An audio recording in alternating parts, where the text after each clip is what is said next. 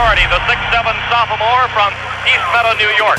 Leadership is learned. A starter on Coach Dean Smith's legendary 1982 Tar Heels National Championship team with Michael Jordan. Jordan comes down with a rebound. Clears it away to Doherty. Doherty going in against Floyd. For the layup, it's good. Leadership is earned. Head coach at the University of North Carolina and the University of Notre Dame. You notice Matt Doherty, he is up working every second of this ball game. Leadership is taught. Public speaker, author, and executive coach.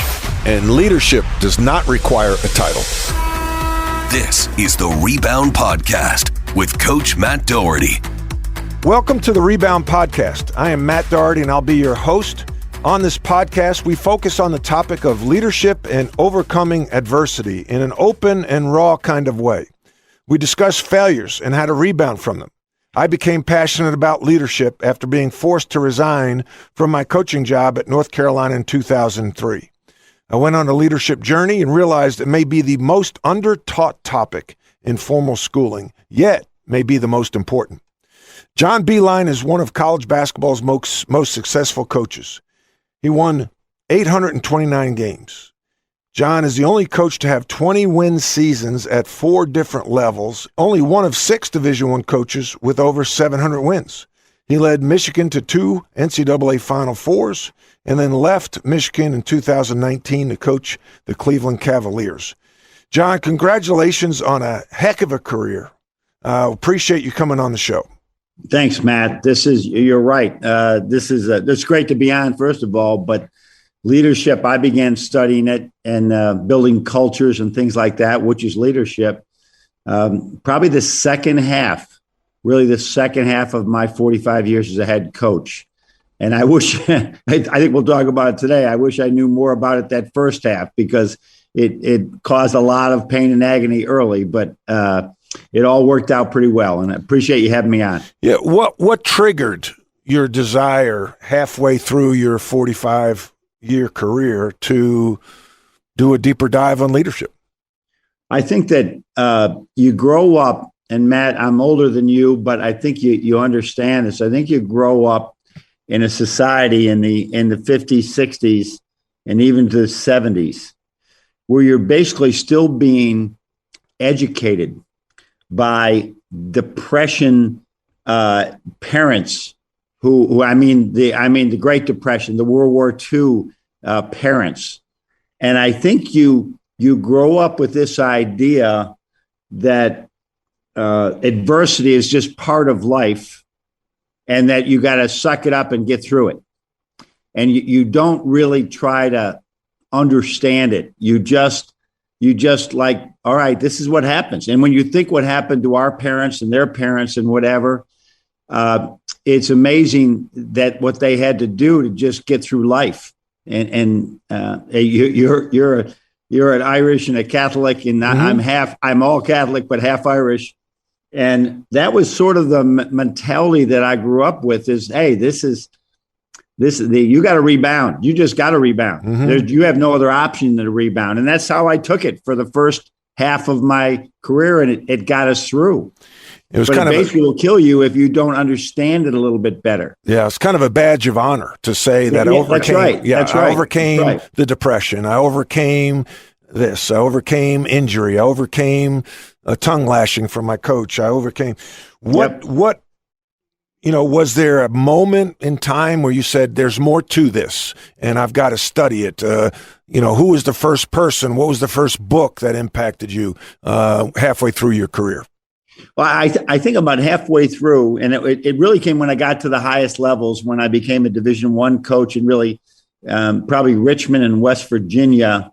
Not as much Canisius, but when I started to really on this path where there's bigger crowds, there was more attendance, there was more speculation, I started to feel to creep up on me and really bother me. Mm-hmm. That I wasn't, losses were really bothering me more than they should. I mean, they still did right to the end. I never really got 100% control of it, but I don't think there was anything other than you can't keep going living on unless this. You can't. Every loss cannot be life or death. You have to find other ways to get through these dilemmas. And I think that particularly when I got to West Virginia, and then without question, when I got to Michigan, the back was against the wall a little bit. And I had to, do it one more time, try and turn another program around. It wasn't so good. When you look back at my experience in Richmond, the first year, in Canisius, the second year, we go to the NCAA tournament, we win the championship. The fourth year, we go to the NCAA tournament. Mm-hmm. It's the only time I've gone in 50 years. Mm-hmm. I go to Richmond the first year. I'm left with a great Bill Dooley left me a great team at Richmond, mm-hmm. and we go to the NCAA tournament the first year, upset South Carolina. West Virginia, by the third year, we were in the Elite Eight. Mm-hmm. So it was like, okay, we can do this. Let's go to Michigan. Right. And all of a sudden, it wasn't that way. We did get to the NCAA tournament the second year, but the third year, we had a terrible year. We were 15-16. We lost on a half-court shot to Ohio State, of all people. And I just and we were picked 11 out of 11 going into year 4 with a new AD. Oh, gosh. So I think I'd been learning this. I think when video really got to be where you could have it on a computer, and it was much more easier to learn from mistakes in the game for both you and your coaches. Mm-hmm. I think the combination of that pressure, I want to add to it that in Michigan, I owed West Virginia $1.5 million as part of my buyout, which I personally paid back. Mm-hmm. And as a result, there's a lot of things going on. You can't mess up, or you're not gonna be able to pay this off. Mm-hmm. So all those things added up, and there's got to be a better way. And I listened to assistants. I began reading more about this growth mindset and setting core values. And also, it's now you're probably coaching like 800, 900 games by that point. I think you have enough big data in your mind mm-hmm. to say, I did live after all those losses, mm-hmm. and that you said I have over 800 wins. Well, I also have 400 losses. So you can't get to 800 wins without the 400 losses. At least I couldn't. Mm-hmm. Not when you're turning programs around. So I don't think there was any pivotal moment other than almost a necessity for my own well-being that I had to look at this differently. And that's when things really changed at the University of Michigan. You touch on something that I think is very important. I call them truth tellers, and mining for the truth and creating an environment in your organization with your staff that they can come to you with a truth or an idea that you need to hear. And there were times in my career, I know I'd soft bully them. I'd look away. Yep. I'm like, hey, I've got a call, or we'll get to that later, as opposed to welcoming that, sitting down. What's the issue? Okay, thank you for sharing that with me, and praising that action, because if I say this, if you don't mind for the truth, you don't manage the truth will manage you right out the door. Yeah. So how did you create that environment with, listening to your assistants? That sounds very fundamental, but not a lot of coaches do it. Not a lot of CEOs do it. Well, I think that I taught leadership this year at University of Michigan, 2 semesters of it, leadership and coaching. And part of that was that we had some great speakers on. And one of them, Brian Townsend, who teaches leadership at Michigan, had a great quote that you could use in the future, that you have to create a culture that can bear the weight of honesty. Wow. Love it. I love quotes. Create a culture that bears the weight of honesty. And I think what happened was I grew up on a farm, Matt, and we prune. You prune a fruit farm. Yep. And you prune the trees. You got a peach tree. You have 20 little peaches growing on it in June, and you take 15 of them, knock them to the ground, so you have 5 really big peaches, because that's what people want, mm-hmm. and you get pruned. Mm-hmm. And so I'd been pruned. I'd been pruned in those first 3 years at Michigan. That it wasn't. I could not get out of this thing unless I embraced change, listened to more people, and we used to get, and like we had great success at Canisius, and I wouldn't have got to Michigan if we hadn't had success at Canisius, Richmond, and West Virginia. But as you know, there's a Peter principle. Maybe that's all the further you can go. and you're gonna lose out here. You're gonna mess this thing up. So you just say, well, I got to change. Well, and one of those changes would be listening to my assistants about let's educate our team. Let's teach culture more than just, I would just live it. This is the culture. We're always on time. We respect each other. We just did all the normal things that your high school coach, that Bob McKillop did with you and everybody has done, that Dean Smith did, and all these things. That was normal. Right. It just sort of through, and you were there for 4 years, and people didn't get fired as fast, and all these things. And through osmosis, we'd get it. Right. You become a Carolina guy. You become a good coach. When your back was to the wall, my assistants can, and this is Val Jordan, the coach at Butler. Yep. Now Bakari Alexander, who is head coach at Detroit and Denver recently. Jeff Meyer, a longtime assistant of mine and former head coach at Liberty. Yep. And they sort of convinced me, let's try something different. Let's teach it. And Brian Townsend, who was our director of basketball. And so if I can go on with the story, please, I love this stuff. Wild, but what happens is we're picked 11th out of 11 teams in the Big Ten. This is my 4th year, and we have a new athletic director, Dave Brandon, one of the best leaders I've ever been around. And it is like, all right, this is not good. Now we've been to the NCAA. Now Michigan hadn't been to the NCAA tournament in 11 years.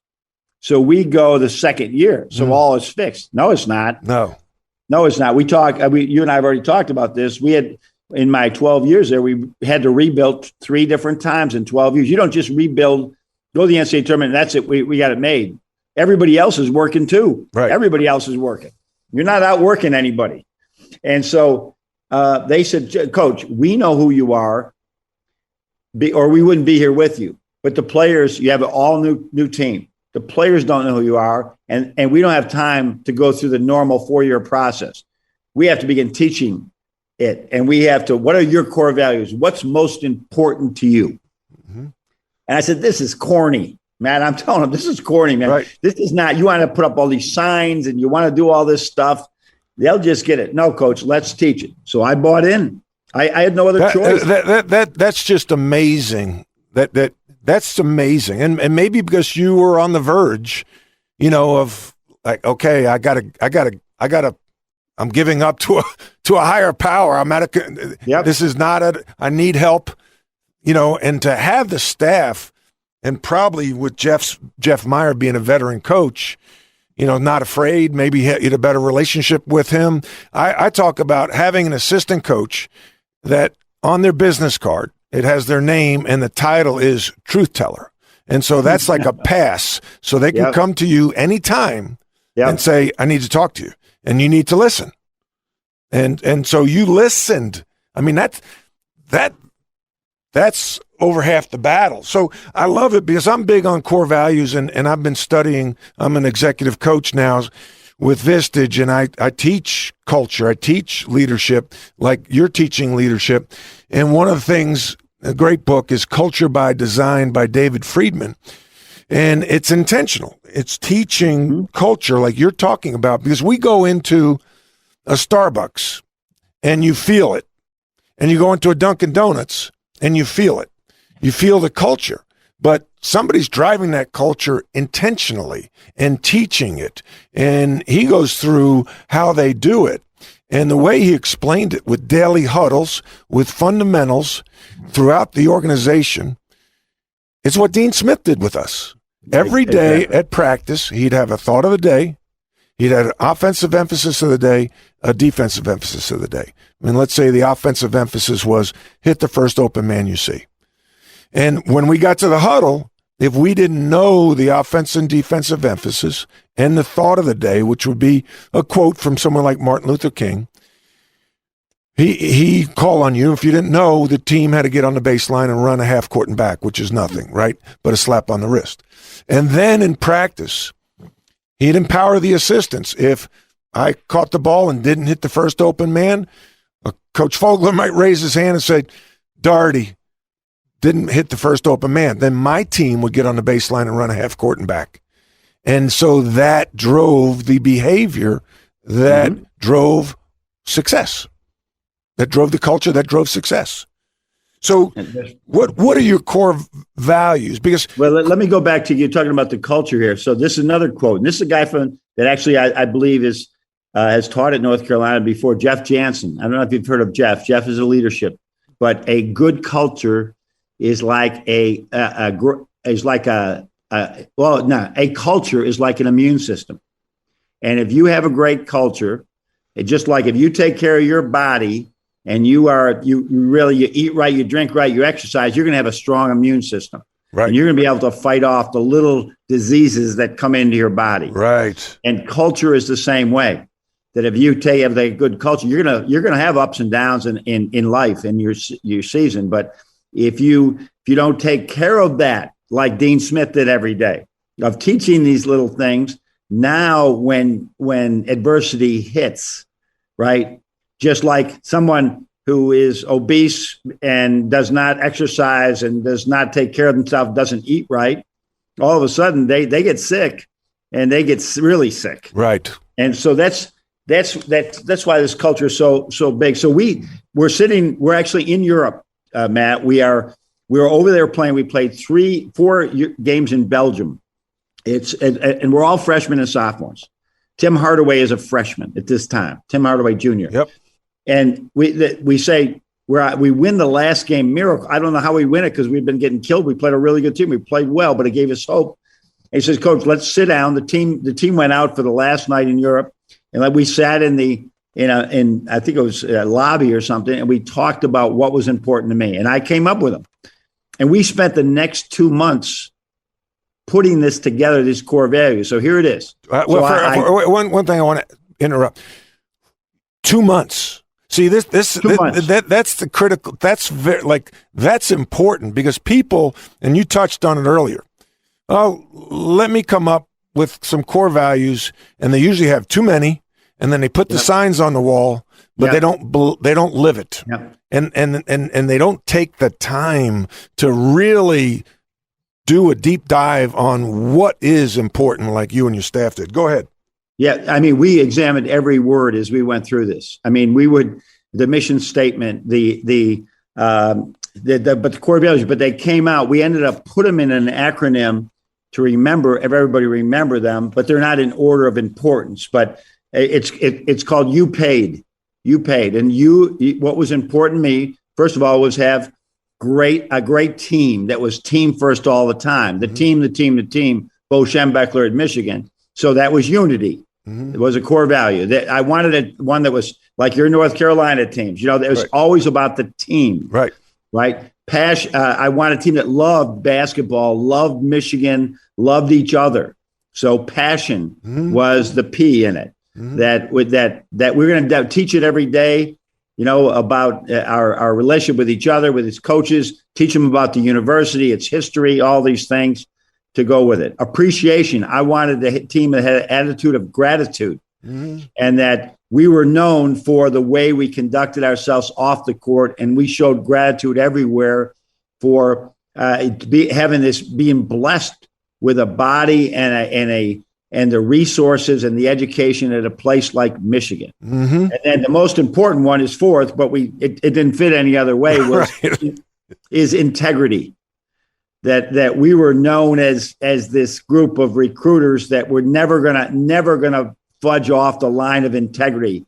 And so we said, hey, this goes with our team as well. We're going to touch every line when we're doing sprints. Right. We're going to pay. You can't cheat.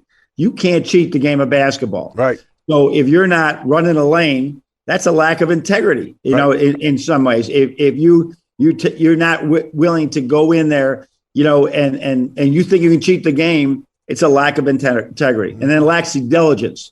We realized the Big Ten at that time and at other times as well was a monster, and it is now. And we're not going to if we just put in work, it's not. Everybody's working, but we can't do any of this without work. But if I go back to integrity, Matt, if I have the hardest working team, they love each other, they appreciate everything, they're a great team, but they don't have they shortcut everything.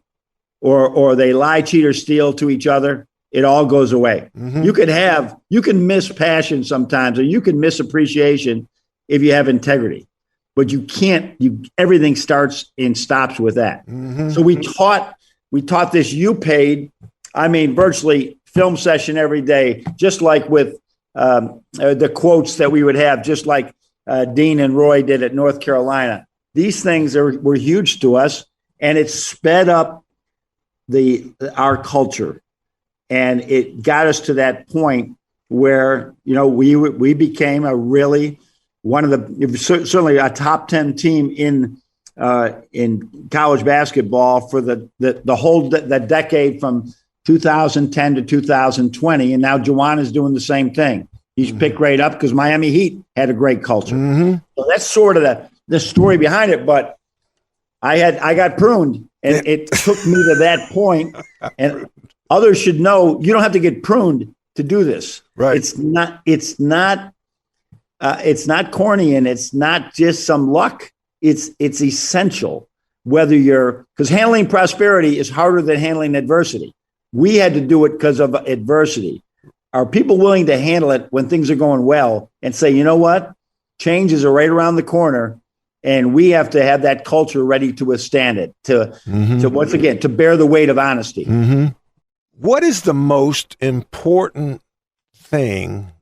You have this culture, or you have this plan, you have this, and you're all excited about it, right? Coach Smith would say, start how you finish. And it was kind of a confusing comment, but what he meant was when you go with something, when you make a decision, you better stay with it and see it through. How did you instill your culture to the staff, to your team, to the managers, to everybody that touched your organization? Well, and I love that you separate that into three different groups, because it's true. And this is one thing I learned from one of my athletic directors. I was fortunate in Michigan to have two presidents and four athletic directors, and they all taught me more things about leadership. But the whole idea, leadership, first of all, is you get into this thing is if you're going to do this, you got to lead the right way. Mm-hmm. And leadership, there's another quote, Matt. Leadership is not a position; it's a lifestyle. Mm-hmm.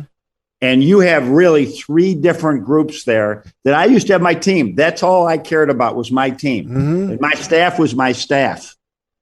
And I learned through the process of this that, wait a minute, I have three teams. Actually four. I have the alumni and all those, the students, but my staff, as you get bigger in your, like at Lemoyne, when I was a coach, I didn't have a staff, so I didn't have to worry about this. But all of a sudden I got a staff of, 8 to 10 people at Michigan.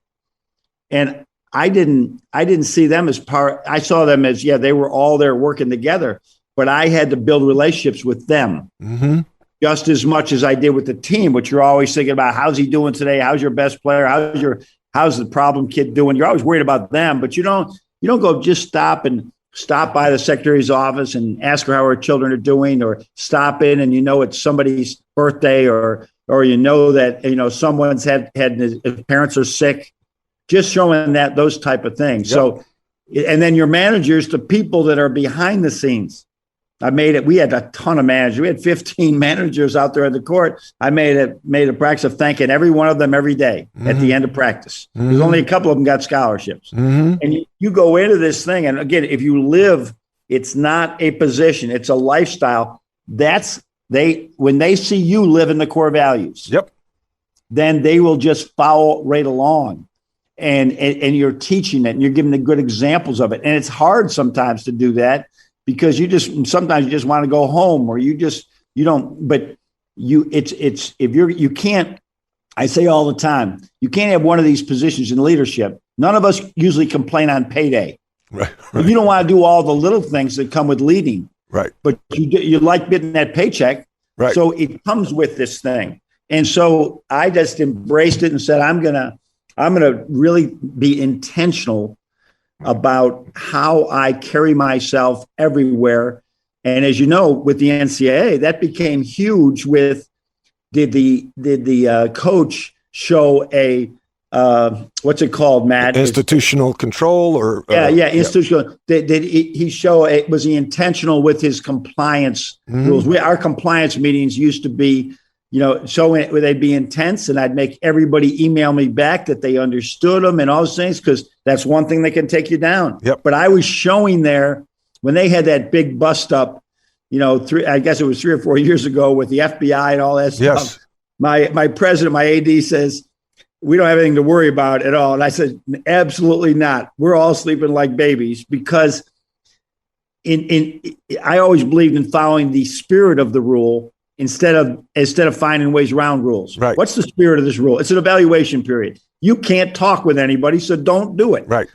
And so it allows you to go on to bigger and better things if you are building these relationships with your staff and demonstrating it every day. That's what leaders have to do. There's no option. Yeah. Well, when you have core values, unity, passion, appreciation, integrity, diligence, what are the Simon Sinek talks about, turning the core values and the behaviors into verbs, what is, when you say unity and everyone says team first, okay, yeah, I get it, but tell me the behavior that you're trying to teach that day to show, to develop that culture. What is the action? What is the verb? I think that you're in a game, and you guys started at North Carolina by pointing at people, right? But we'd watch film. Matt, we watched more film than anybody in the country. I swear. Before every practice, we watched 30 or 40 minutes of film before every practice, every day. As a team. Yeah, as a team. Yeah, as a team. Because they had their study hall, and then we had study hall first, and then we'd go right to that at like 3:30 or 4. But we would sit there and watch somebody's good pass to somebody over and over and over again. See, look at how he landed on to. Look at the beautiful spin on it. Look how he set up his shooter. Talk forever. And by the way, it would be later on. By the way, Tim Hardaway, that was a really good shot. but Trey Burke set you up. Right. Do you understand? And that way, it's just when they see the guy that when you replay the time that the guy dove on the floor and kept the ball alive. We had a situation. We had a young man named Eso Akune. He was parents came over from Nigeria, and he ended up being born in the United States, and just an incredible story with his family. And he was a pretty good player, and he's a walk-on. And he was sort of a guy off the bench. This is a great example of this. And this is in 2013 when we go to the national championship game, lose to Louisville. And we had a young freshman, a skinny 6'7", 160-pound guy named Karis LeVert. Yeah, how about that? He's going into games. We're going to redshirt him because, like I said, he's 6'6" and 160. We're going to redshirt him. So then we see in a game that, man, we have a good team, but he's killing us in practice. So I go to Eso Akune, and I say, Eso, we're going to make a change here. Karis wants to burn the red shirt. We do. And he says, Coach, and it's going to be your time. And he said, Coach, I get it. I'm watching it too. But don't dare burn that red shirt and not play him more than I'm playing. How about you got to play him. If you're going to burn it, you have to play him because that's the best thing for the team. And I instead of complaining about himself, Matt, Eso is saying, you're doing the right thing, Coach, but don't give him a chance. Don't have it. Make sure you. Yeah, that's right. Yeah. Don't just do it because he wants to do it. This has got to end. So he played about 10 minutes a game. The rest of that year I think he had 4 threes in the Final Four against the Syracuse zone and against Louisville. And then now he's a star in the NBA. But those things, I would see the senior, Matt Vogridge, Blake McClymans in that 13 year. They're pulling over the freshmen who are playing in front of them in timeouts and talking with them about what they need to do in the game. And I saw the same thing, Deshaun Lonergan, Andrew Dockage, Dan Dockage's son, right, in 18 when we go to the national championship, getting Jordan Poole, Isaiah Livers. Duncan Robinson would be pulling people over and saying, this is what you have to do in order to win. This is what winning looks like. Yep. And you listen to the coach on these things. So we would talk about those things all the time. And that's how you put it into action. And they got to know the why, and you give them a history of the why. You give them these core values work. And I think one of the things that used to always get them, Matt, I used to say, do you think Duke's not doing this? You think I invented this? Like you just said, you think Starbucks is doing this, or Ritz-Carlton, which is another culture to study? Yep. You think they're doing this because they just made it up? No, they've learned this from other people. I learned this at clinics. I've learned this from mistakes. This happens. And therefore you get to this point where it is in action, and they're just doing what others have taught them to do. Yep. Coach, in my leadership practice, I work with CEOs, and I go to clinics now that just talking about business instead of the pick and roll offense. 2-3 zone. Yeah, 2-3 zone. And the biggest, I'd say, one of the biggest concerns right now is recruiting. I mean, it's so funny, the parallels between sports and business. Their biggest concern is recruiting talent, training talent, and retaining talent. Yep. And, the culture you just talked about, you've coached over 45 years, you said? Yep. So, 4.5 decades, you've seen changes. So now you teach leadership. What do you say to people that are trying to recruit, this generation that everyone says is entitled, they're lazy, they don't want to work, they want the title before they deserve it? What would you tell XYZ Corporation and their HR department how to go about it? Here's what I'd tell XYZ is that the most important recruits you have are the ones you already have on your staff. That's number one. You got to re-recruit them every day to in your core values, in your beliefs that you can, I think what is called the 2R manager. Mm-hmm. You can only you first got to relate with them before you can require things from them. Mm-hmm. And as a result, that's the most important thing. Don't be looking, we got to get better guys. We got to get better guys. They may be in the office next to you. He's just waiting for delegation. He's waiting for owners to be able to assume some ownership of his own fate a bit. And so that was the number one thing. We were very intentional about who we selected. Matt, we were the last people ever to offer a scholarship because I didn't want a kid for the wrong reasons, just because we offered him early or that I wasn't sure. Because if we get the wrong guy, he could beat us 35 times a year. Right? Yeah. But if we lose the right guy to another company, he only beats us once or twice a year. That's great. So, great perspective. Great perspective, Coach. So we were like, all right, he really wants to go to Michigan, but they're not offering him a scholarship. And so we had this thing about offering scholarship. And this is like business world too. There was 3 things they had to do in order to get a scholarship. They had to come visit us.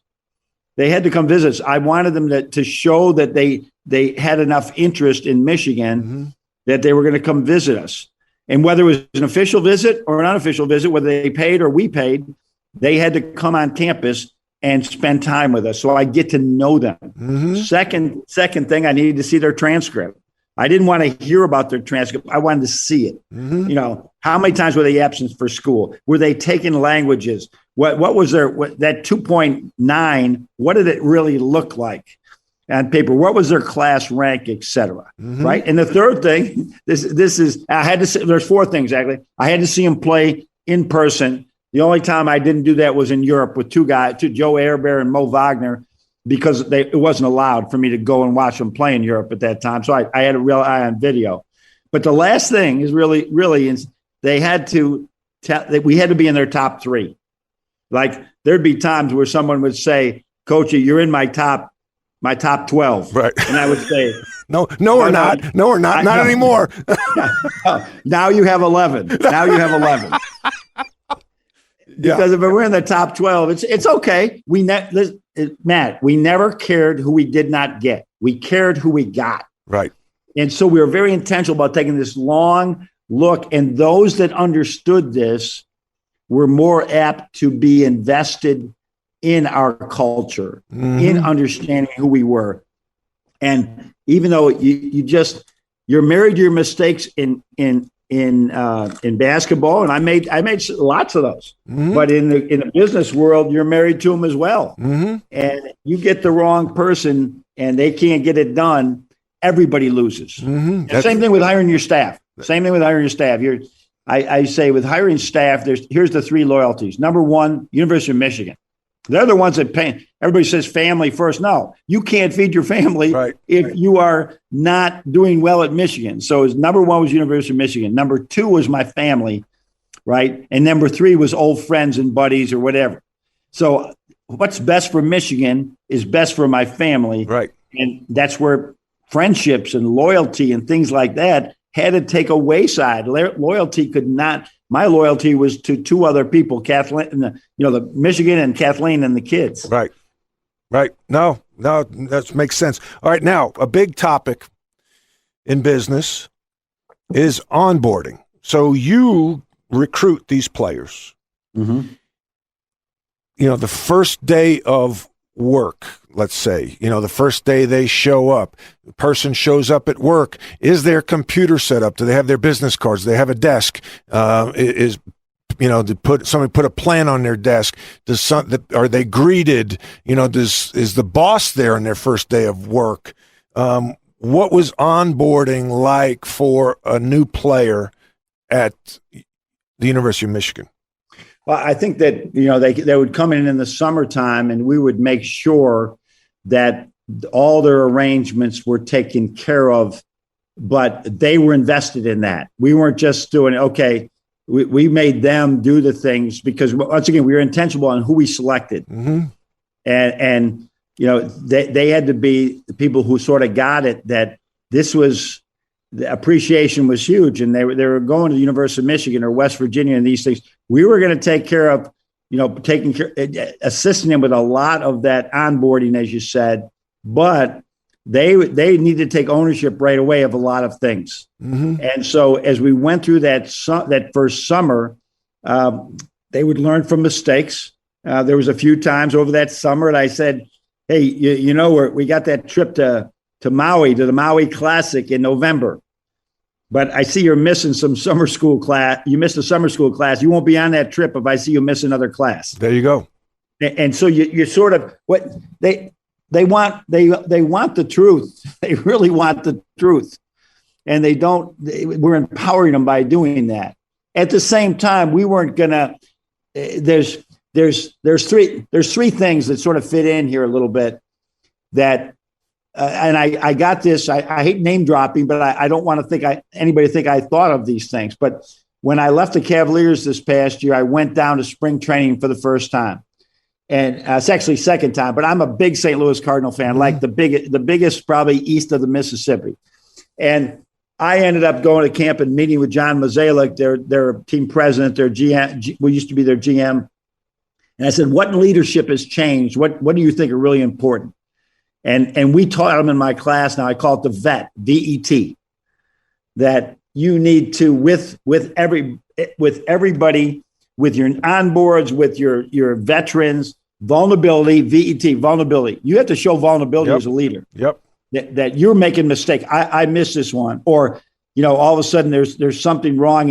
A 6'10" guy, right, didn't have a 6'10" bed like he should have. He's got this one that's maybe made for smaller people. Right. You said, my bad. Why? I don't know how that got by me, but my bad. We're going to fix that right away. Right. So vulnerability. The same thing happens with games, with courses they're taking, with how you treat them in practice. Sometimes you lose your temper. You need to say, you know what? That wasn't me. I don't know why I said that. That was wrong. So number 1, empathy is huge. That I think you have to understand is onboarding. Get to know that young man or woman right away, because you don't know that their mother could be sick with cancer. Right. They could be coming from a very toxic relationship. They could have their own handicaps and their own problems. You show empathy, it means everything. Mm-hmm. And then transparency. We did a thing where when you were allowed to work with kids in the summer, we didn't correct them. Once that became in, like later on, we kept stats on them, but we never talked to them about it. We never said, boy, you're not shooting very well. When we were allowed to keep stats, which is those 4 hours a week in practice, you can't go into a pickup game and take stats, but during those 4 hours that the NCAA allows, and then we'd have a great shooter who would say, yeah, how'd you shoot this? Oh, coach, I shot it great. Yeah. Well, it says here you are 10 for 60, Yep. You're 10 for 60 over the summer, and Duncan Robinson is 30 for 60. Right. So that's transparency, Matt. That's the real truth. And it would get that where we didn't go in and say, hey, we're going to change your shot. Right. It's too slow or whatever. We would let them sort of fail a little bit and then go in and try to fix what we think where their blind spots were. Mm-hmm. And then just grow from there, because you can't go on and do everything for them. And you can't tell them they're doing everything wrong right away. And you got to let them see where they are. And if you're intentional with who you recruit, who is on that team, who's on that bus, it makes a big difference in dealing with that onboarding. Love it. Bob McKillop, good friend of yours, good friend of mine. Great friend. And yes. And we talk, Bob McKillop at Davidson College, Coach Steph Curry, two-time MVP in the NBA. We talk about coaching scars, where you've done something as a coach. You said something to a player that as it's coming out of your mouth, you realize you regret it. Yep. Yeah.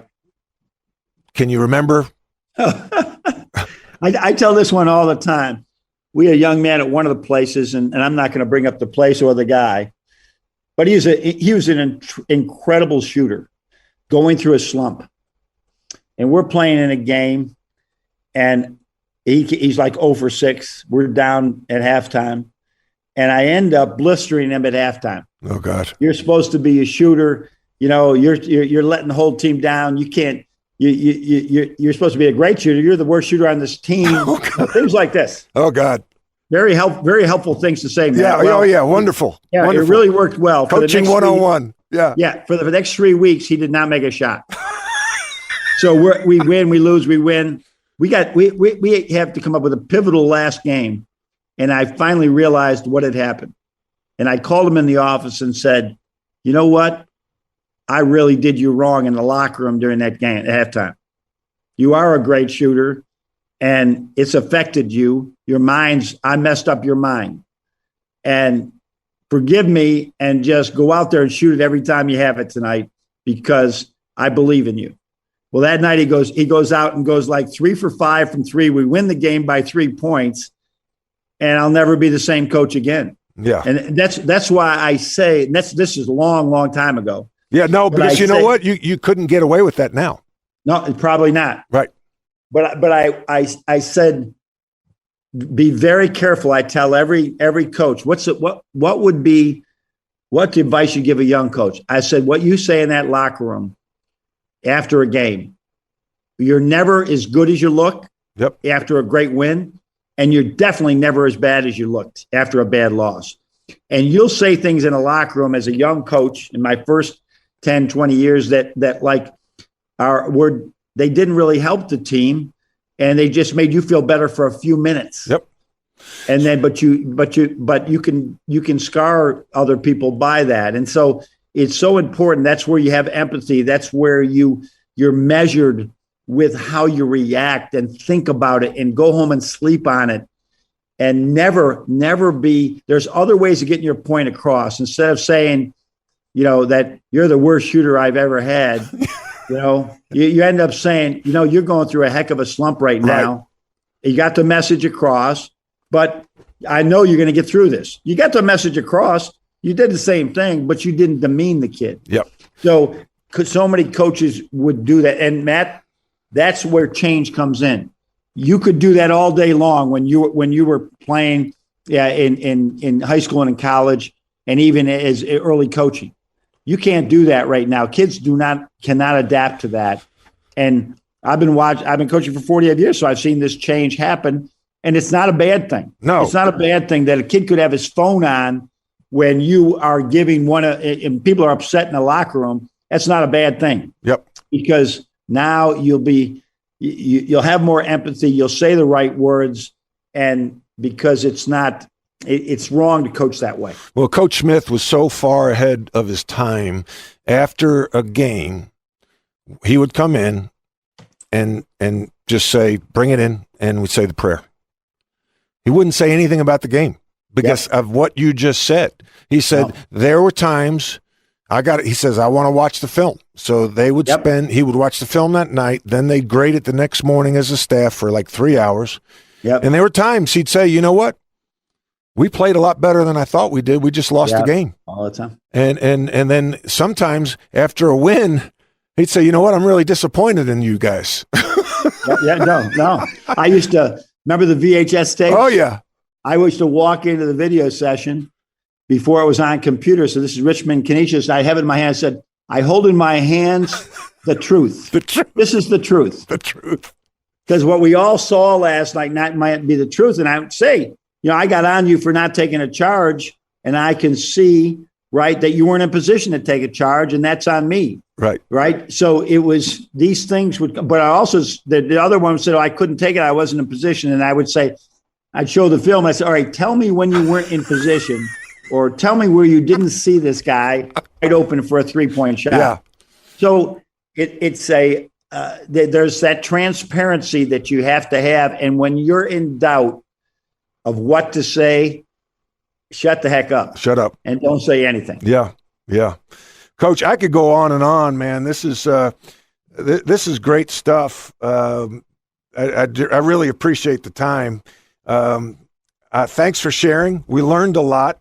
Do you have a website or Twitter that people can follow you, or a blog or anything like that? No, I mean, I don't do, I've on a few of these things, but as I say, I taught the courses at the University of Michigan this past year, and I'm just sort of doing it sporadically, one a week or something like that. But it's sort of word of mouth right now. Mm-hmm. No, I'm not doing anything, but I have a high interest in it. Yeah.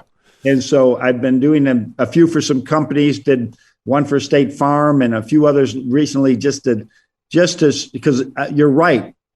The coaches, and this is why businesses hire student athletes, and this is why businesses are interested in hearing from coaches.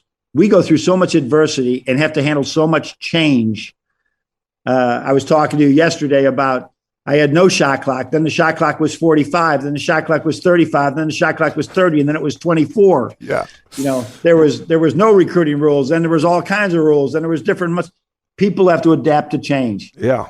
But the leadership part is so huge. And if you do it with integrity, there's a famous quote, Matt, that I'll leave you with.